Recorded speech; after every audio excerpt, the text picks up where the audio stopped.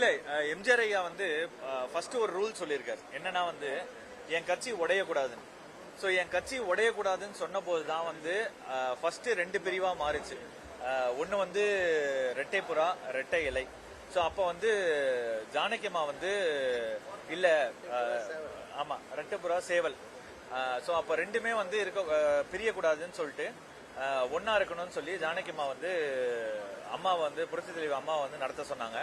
So அப்பத்துல இருந்து ஒன்னா நடந்த கட்சி, அப்போ அவ்வளோ வலிமை வாய்ந்த கட்சி இப்போ ஃபர்ஸ்ட் 2ஆ பிரிஞ்சு, அப்புறம் 3ஆ பிரிஞ்சு, இப்ப எவ்வளவு பிரிவா பிரிஞ்சு எனக்கு தெரியல. ஏன்னா அங்கங்க ஒரு ஏடிஎம்கே இருக்கு, அங்கங்க ஒரு அதிமுக இருக்கு.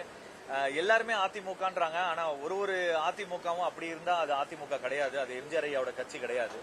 ஏன்னா கட்சியும் கொடியும் எடப்பாடி ஐயாட்ட இருக்கு. ஸோ அதை வச்சுட்டு மட்டும் நம்ம வந்து எம்ஜிஆர் ஐயாக்காக நம்ம வந்து ஓட்டு போடுறவங்க நிறைய பேர் இருக்காங்க.